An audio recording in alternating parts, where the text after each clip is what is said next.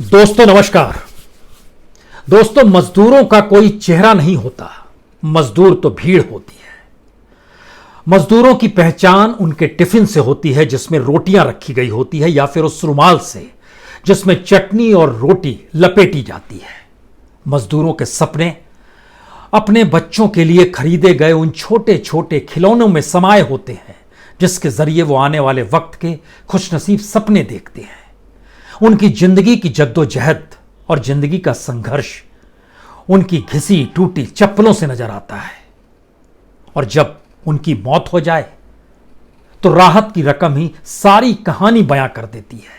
कुछ इसी तरीके से औरंगाबाद में हुआ है, और ये चंद लाइनें दरअसल सिर्फ औरंगाबाद के उन 16 मजदूरों के एहसास को समेटे हुए नहीं है जो रात में खा पीकर रेलवे पटरी को ही तकिया बनाकर सो गए और सुबह उठ नहीं पाए, बल्कि इस देश के भीतर का सच यह है जो बेहद त्रासदीदायक है। कमोवेश मौजूदा वक्त में भारत इन्हीं परिस्थितियों से जूझ रहा है और उसके सामने कोई रास्ता नजर नहीं उसे आता है, क्योंकि अभी भी देश के भीतर में जो असमानता है, जो देश में विकास का नजरिया है, जो देश में आगे बढ़ने की सोच है, अभी भी वह इन परिस्थितियों से नहीं जूझ पा रही है। सोशल डिस्टेंसिंग हो गया, अब सोशल इंडेक्सिंग का वक्त है, यानी सामाजिक तौर पर जो आर्थिक परिस्थितियां होती हैं उसको किस तरीके से इस पूरे देश के भीतर एक सोशल इंडेक्स को इतने नीचे लाया जाए जहां पर एक समानता का भाव तो कम से कम पैदा हो। हमें लगता है कि आज इसकी जरूरत है और इसी के लिए सारी पॉलिसी बनाने की जरूरत है। इसीलिए आज जब हम आपसे चर्चा कर रहे हैं तो सिर्फ औरंगाबाद की घटना ही जहन में नहीं आ रही है, जहां पर सरिया फैक्ट्री में काम करने वाले 20 मजदूर निकले जालना से, औरंगाबाद पहुंचे और रात में वहीं सोए और सुबह उठ नहीं पाए। इस देश के भीतर का सच यह भी है कि सागर छतरपुर में 24 घंटे पहले ही वहां पर मजदूरों को ले जा रही एक पिकअप वैन एक ट्रक से टकराती है। 3 मजदूर मर जाते हैं जो पिकअप वैन में थे, 24 घायल हो जाते हैं। इतना ही नहीं, दिल्ली के द्वारका इलाके में एक 40 साल का मजदूर इसलिए खुदकुशी कर लेता है क्योंकि उसको कहीं रास्ता नजर नहीं आता है अब वो कैसे खाना खिलाए अपने परिवार को। पत्नी है, 4 बच्चे हैं, पिता भी साथ में रहते हैं। यह एक अलग अलग परिस्थिति मजदूरों की है, लेकिन इन मजदूरों को देखने का भी एक नजरिया है। एक नजरिया पीएचडी चैंबर ऑफ कॉमर्स कहता है अगर मजदूर नहीं लौटेंगे 3 लाख करोड़ का घाटा उन तमाम फैक्ट्रीज इंडस्ट्री को तुरंत हो जाएगा।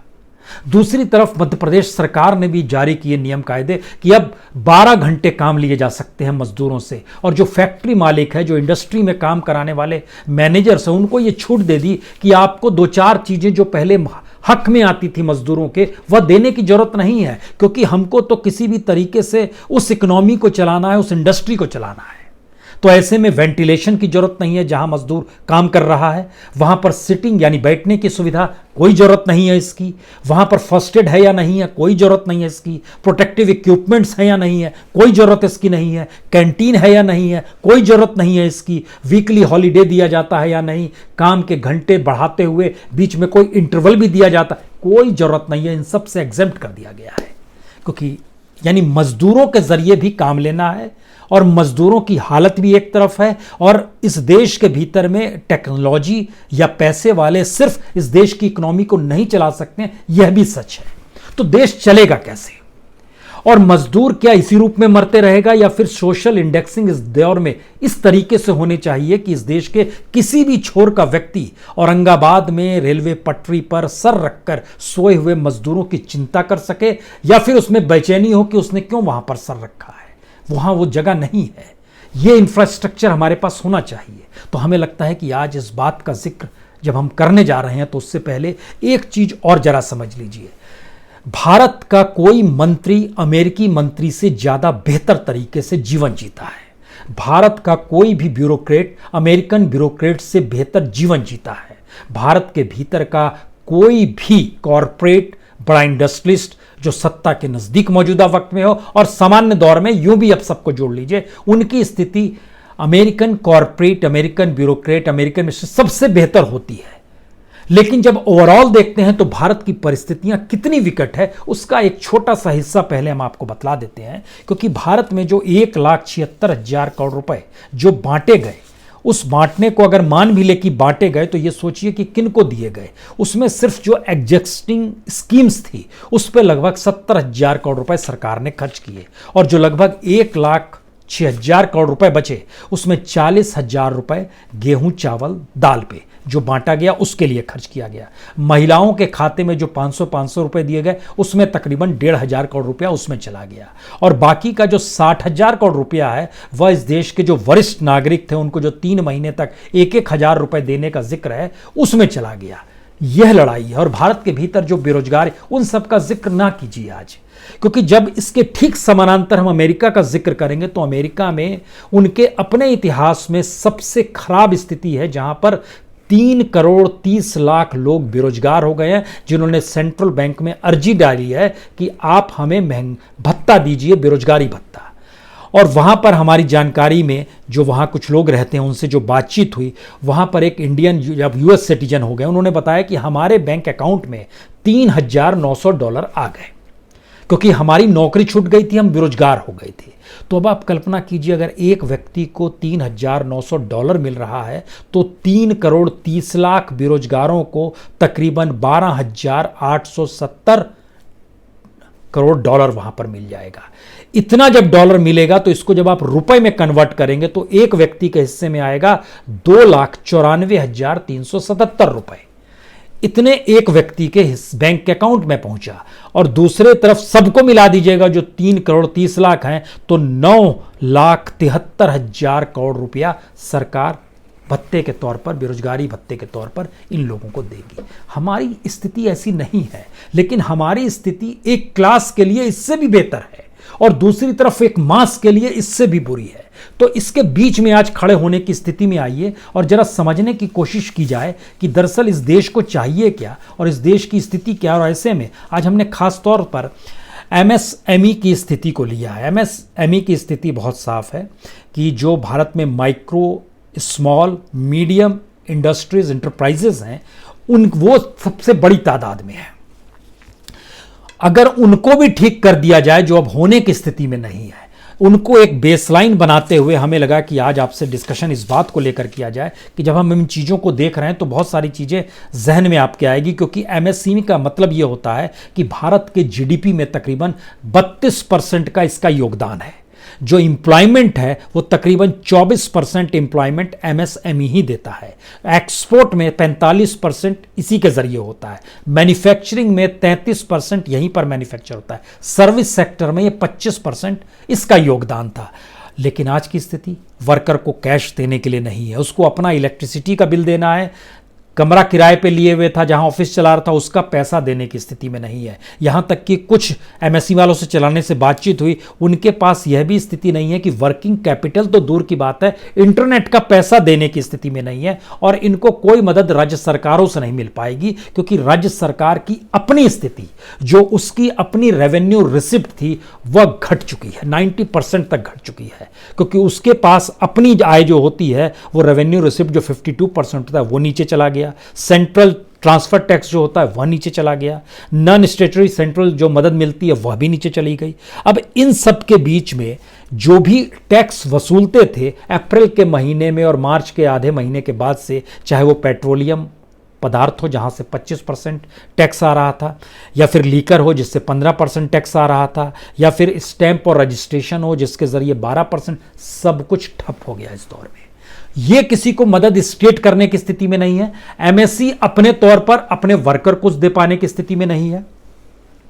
लेकिन इस एमएसएमई के भीतर इसलिए आज जागने की स्थिति है क्योंकि इसके पैरेलल में एक चीज और जान लीजिए, देश के भीतर की हालत यह है कि जो ईपीएफओ है, एम्प्लॉयज प्रोविडेंट फंड ऑर्गेनाइजेशन के भीतर जो रिटायरमेंट फंड होता है, उसमें जानकारी आई कि लगभग 3,000 करोड़ रुपए लोगों ने निकाल लिए हैं जो रिटायरमेंट के बाद के रखे थे। और वहां के अधिकारियों का कहना है कि यह डाटा आने वाले दिनों में डबल हो जाएगा, यानी लगभग 6,000 करोड़ लोग निकाल लेंगे।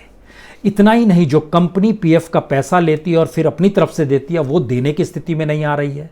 सरकार पीएफ काटती है, उसको देती है आधा पैसा, वो देने की स्थिति में नहीं। इंटरेस्ट उसके जरिए चीजें डेवलप होती है, वो साइकिल रुक गई। इसीलिए अब जब हम लोग इस पे आज आपसे बात करेंगे कि दरअसल एमएसएमई का मतलब क्या होता है, तो पहले एमएसई का मतलब समझ लीजिए जो माइक्रो होता है, माइक्रो इंटरप्राइजेज होता है, इसमें एक मैन्युफैक्चरिंग सेक्टर है, एक सर्विस सेक्टर है। सर्विस सेक्टर में आपको 10 लाख रुपए चाहिए, मैन्युफैक्चरिंग में 25 लाख रुपए तक चाहिए। स्मॉल सेक्टर में आपको अगर सर्विस सेक्टर में है तो 10 लाख से लगभग 2 करोड़ तक चाहिए। स्मॉल सेक्टर में लगभग आपको 25 लाख से 5 करोड़ तक चाहिए, और मीडियम जो है वह तकरीबन सर्विस सेक्टर के लिए 2 करोड़ से 5 करोड़ तक चाहिए, और मीडियम सेक्टर में 5 करोड़ से 10 करोड़ तक चाहिए। इसमें जो देश भर में एमएसएमई जो काम कर रहे हैं उनकी संख्या है 6,33,88,000। इतनी बड़ी संख्या में देश में एमएसएमई काम कर रहे हैं। इसके भीतर जब आप घुसते हैं तो आपको हैरत होगी कि ग्रामीण इलाके में एमएसएमई की संख्या ज्यादा है। 51% ग्रामीण इलाके में काम करते हैं और शहरी इलाकों में 49% काम करते हैं, यानी लगभग 3,24,88,000 गांव में, 3,09,00,000 शहर में। एक स्थिति है। इसमें जो काम करने वाले लोगों की तादाद है वह कितनी ज्यादा है। जो डायरेक्ट तरीके से सीधे काम कर रहे हैं उसकी तादाद तकरीबन 11 करोड़ लोग हैं जो इसमें सीधे काम कर रहे हैं। इनडायरेक्ट वे में इसमें लगभग 8 से 9 करोड़ लोग और काम करते हैं, यानी एमएसएमई का मतलब यह हुआ कि 20 करोड़ लोगों को इसने अपने आप में समेटा हुआ है। पहली दृष्टि हो गई। हम आज इसकी जानकारी इसलिए दे रहे हैं कि पूरी इकोनॉमी को आपको बदलना है। अभी भी आप समझ नहीं पा रहे हैं कि भारत की अर्थव्यवस्था को कैसे संभालें, और इसीलिए मजदूर औरंगाबाद में मर जा रहा है तो हम लोग राहत पैकेज दे देते हैं उसके परिवार को, एक कि चलो 5 लाख दे दिया, किसी और ने कुछ। इससे स्थिति नहीं संभलेगी। हमको एक भारत क्रिएट करना है, एक ऐसा भारत जिसमें हर कोई है, हर कोई के लिए स्पेस है। इसीलिए एमएसएमई को जब हमने बनाया तो सबसे बड़ा ग्रुप ये है। इसके भीतर जब आप घुसते हैं तो जो सबसे छोटा है जिसमें सिर्फ 25 लाख तक चाहिए रकम, सर्विस और मैन्युफैक्चरिंग दोनों मिला दीजिए, उनकी तादाद ही देश में सबसे ज्यादा, यानी बहुत छोटे स्तर पर काम करने वाली जो इंडस्ट्री है उनकी तादाद 6,33,00,000 है। यानी 6,33,88,000 में से 6,33,50,000 तो यही हो गए। और जो स्मॉल सर्विसेज हैं जिसमें कि आपको 5 करोड़ तक चाहिए, उनकी संख्या देश में सिर्फ 33,000 है। और जो मीडियम है जिसमें आपको 5 करोड़ 10 करोड़ तक चाहिए, उनकी संख्या सिर्फ 5,000 है। इसका मतलब यह हुआ कि जो बहुत निचले और छोटे स्तर पर इस देश में एमएसएमई काम कर रही थी और वो पूरी इंडस्ट्री ठप हो गई है।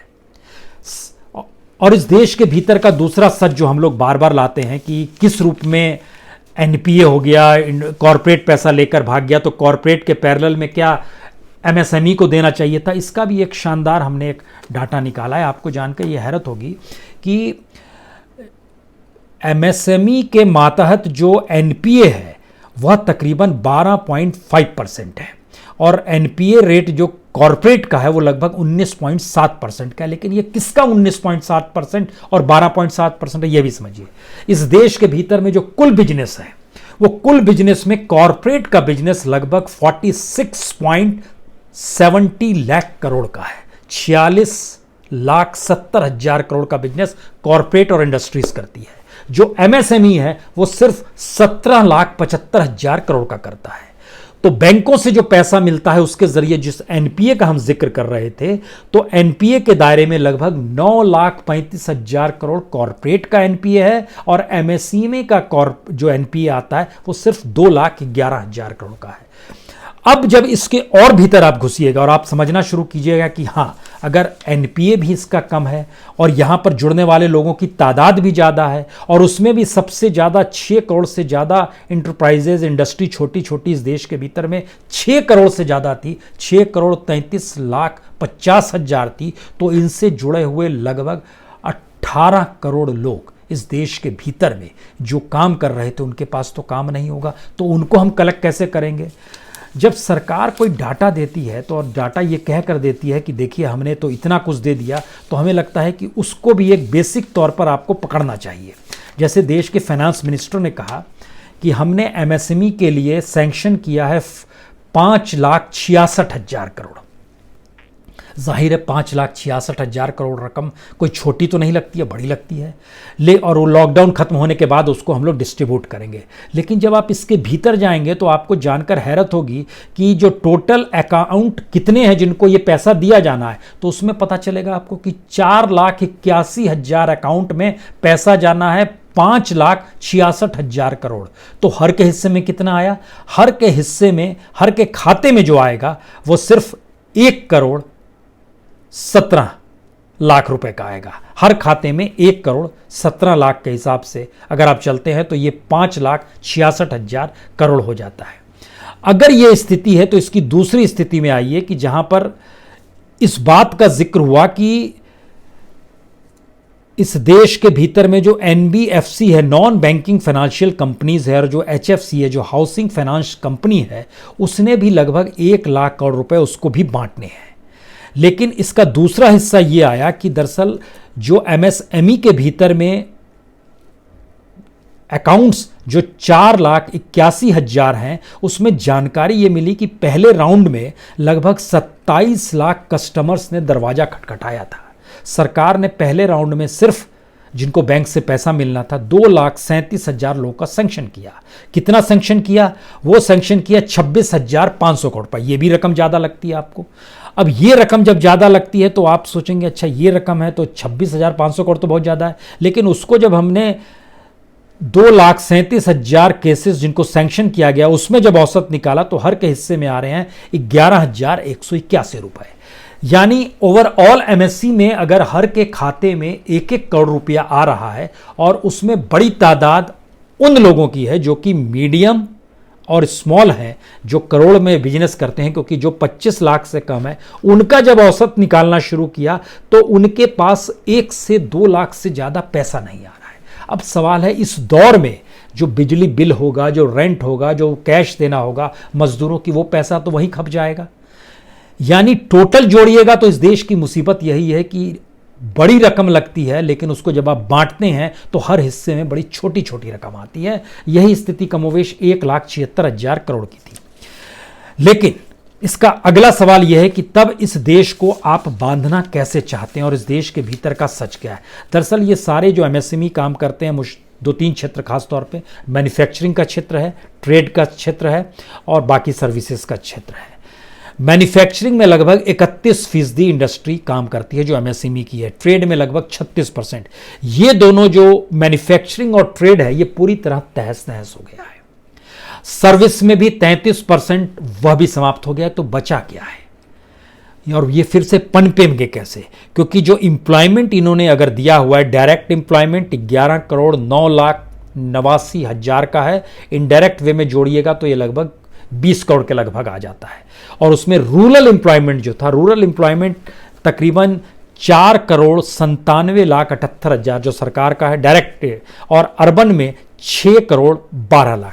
ये दोनों को हम इसलिए मिला रहे हैं यहां पर क्योंकि स्थिति जो रूरल की हुई है वही अर्बन की हुई है, जो इकोनॉमी हमारी चल रही थी।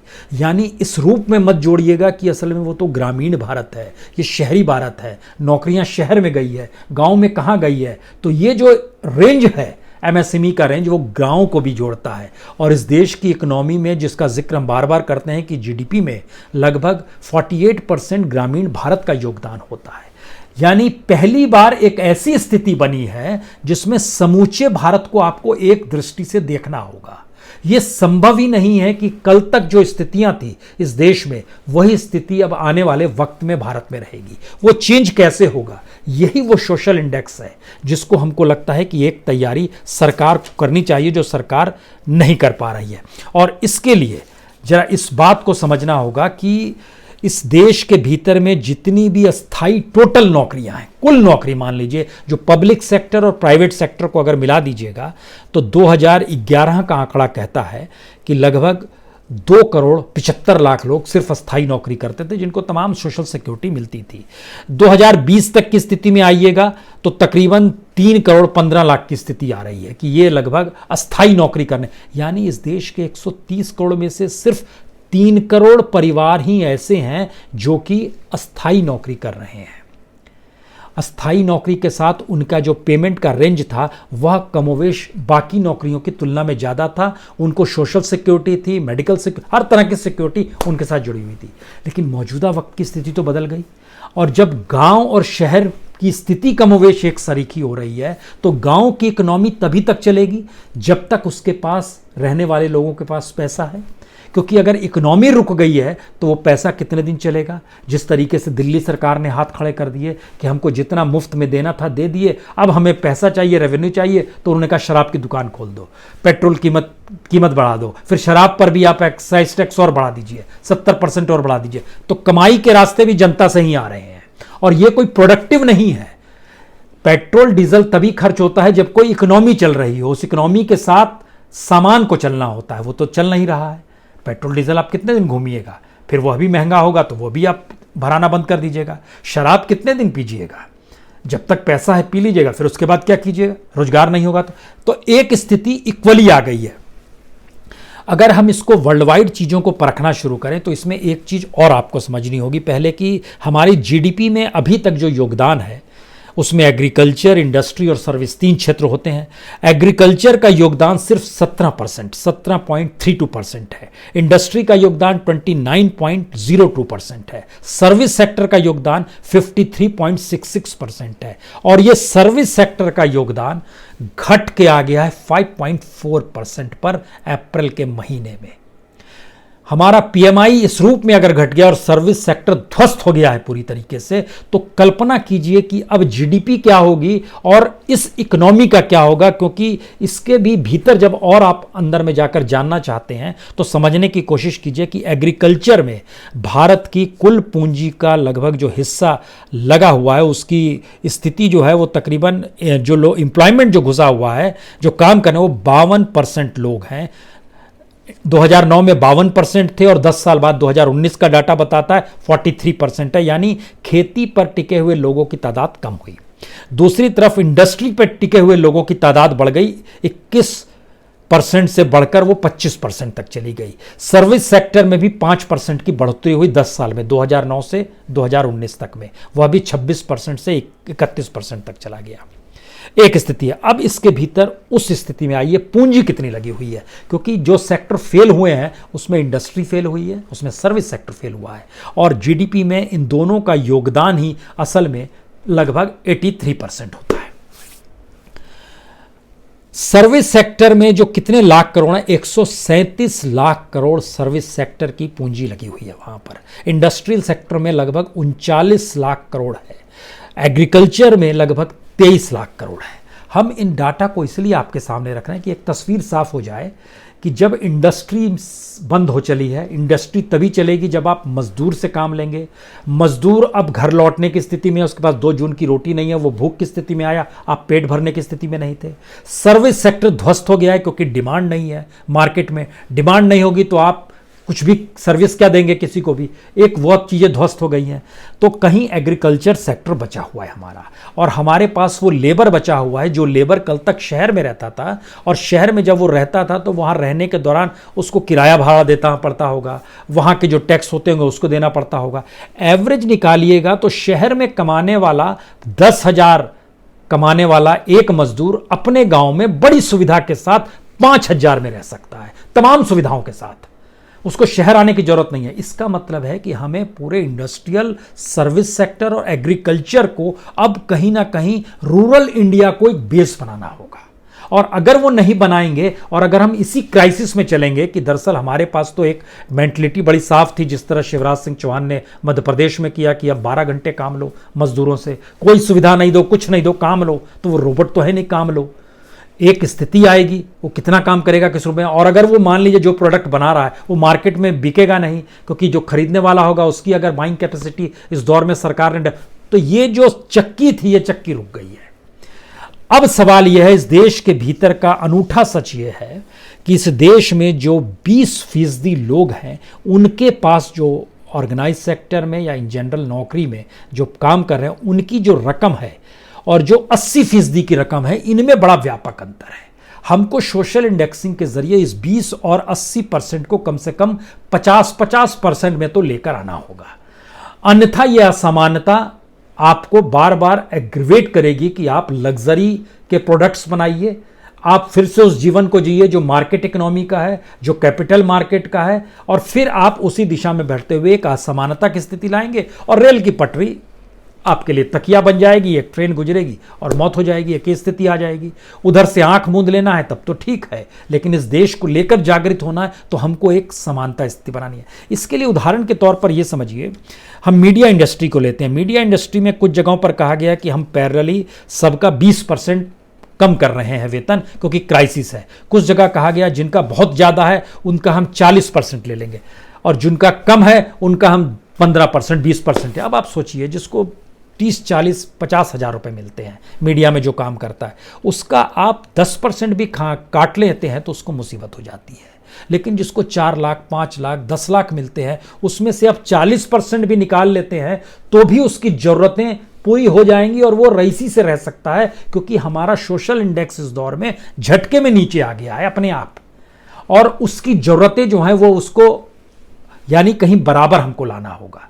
बराबर लाने के लिए कहीं ना कहीं हमको एक नए तरीके से सारी चीज़ों को आधार बनाना होगा। जैसे पीएसयू में कोई काम करता है तो वहाँ वेतन मिलता है 60,000 से लेकर 1,40,000 रुपये तक है, या इस देश के जो विधायक हैं, मंत्री हैं, उनको जो पैसा मिलता है, जो आईएएस को पैसा मिलता है, जो बीडीओ को पैसा, जब इनकी रैंकिंग करना शुरू कीजिएगा तो आपको अब नए डिज़ाइन में इसलिए काम करना है क्योंकि ग्रोसरी ही इस देश की पहली ज़रूरत हो गई, एग्रीकल्चर इस देश की पहली ज़रूरत हो गई, रूरल इंडिया की इकोनॉमी पहली ज़रूरत हो गई, और जो लेबर है, जो कॉन्ट्रैक्चुअल लेबर है, जो दिहाड़ी मजदूर है, वह आपके काम के नहीं आएगा तो फिर आपकी इकोनॉमी ठप हो जाएगी, क्योंकि हम लोग अभी इतने टेक्नोलॉजी वाइज नहीं हुए हैं, टेक्नोलॉजिकल नहीं हुए हैं, और दूसरी बात हम लोग ह्यूमन रिसोर्स को भी उपयोग नहीं कर पाते हैं। तो इसीलिए ई कॉमर्स बढ़ने लगा। हम लोग इस बात को समझ ही नहीं पा रहे हैं कि हमारी जरूरत क्या है, तो जो चीज आ रही है उसको एक्सेप्ट कर रहे हैं। इसमें एक सामाजिकरण लाने की जो सोच होती है वो आपको कहीं ना कहीं उस ऑर्गेनाइज सेक्टर से शुरू करनी होगी, जो ऑर्गेनाइज सेक्टर खुद पॉलिसी बनाता है। इसमें इस देश का पार्लियामेंट भी आएगा, विधानसभा भी आएगी, तमाम इंस्टीट्यूशंस भी आएंगे, तमाम पब्लिक सेक्टर के इंटरप्राइजेस भी आएंगे और तमाम प्राइवेट सेक्टर के भी इंटरप्राइजेस आएंगे। सभी इंस्टीट्यूशन मिलेंगे, क्योंकि अभी तक की हमारी इकोनॉमी प्रॉफिट बेस्ड थी। पैसा डाल रहे हैं, कमाना है, प्रॉफिट आएगा ही। अब स्थिति आ गई कि पैसा डालने की स्थिति में हो नहीं, अब डाल भी नहीं सकते हो, क्योंकि अब प्रोडक्ट क्या बनाओगे आप, उसको खरीदेगा कौन, ये एक पूरी साइकिल है। इसीलिए जब आप एमएसएमई का अध्ययन करते हैं तो आपके जहन में सवाल आएगा कि सरकार उसमें कितना भी पैसा झोंक दे वो रिवाइव नहीं कर पाएगा। रिवाइव तब करेगा जब आप एमएसएमई के साथ बताना शुरू करोगे कि किस तरीके से अभी तक 51% जो रूरल इंडिया के साथ आप जुड़े हुए थे वह कम से कम 75% होगा, और ये इंडस्ट्रीज के साथ आपको डेवलप करना है। यानी सरकार ने अपनी योजनाओं को पूरा करने के लिए जिस तरह कॉरपोरेट के सीएसआर का पैसा अपने से जोड़ दिया है, ठीक उसी तरीके से सरकार को ही अब एमएसएमई या किसी को भी जो दी जाएगी रकम, जो पैकेज दी जाएगी, उसको आपको उन क्षेत्रों से जोड़ना है जहां पर भारत का मजदूर सुविधा के साथ काम कर सके, अपने घर के नज़दीक रह सके, और वहां की इंडस्ट्री जिस रूप में काम करेगी, क्योंकि वहां पर कॉस्ट नहीं आती है। जो कॉस्ट शहर में आ जाती है वो अभी भी ग्रामीण भारत में कॉस्ट नहीं आती। तो हमें लगता है क्या इस सामाजिकरण को करने के लिए हम ये तैयार है या नहीं है, या ये मान कर चलें कि अमेरिकी अंदाज में भारत का पॉलिटिशियन जी लेगा, कॉरपोरेट वाला जी लेगा, ब्यूरोक्रेट जी लेगा, लेकिन इस देश का व्यक्ति जो है वो सहारा अफ्रीकन कंट्री से भी बुरी हालत में अगर जी रहा है और इस तरीके से लगातार मर रहा है और कोई ध्यान देने वाला नहीं है, तो फिर मुश्किल है। तो मनाइए कि सोशल डिस्टेंसिंग के बाद अब सोशल इंडेक्सिंग का वक्त आ गया है, और हमारे अपने सोशल स्ट्रक्चर में हमें उस रुपए के मूल्य को भी समझना है, और उस रुपए के मूल्य के साथ ह्यूमन रिसोर्स को समझना है, और ह्यूमन रिसोर्स को ही कहीं ना कहीं इकोनॉमी का हिस्सा बनाना है। बहुत बहुत शुक्रिया, बहुत बहुत शुक्रिया।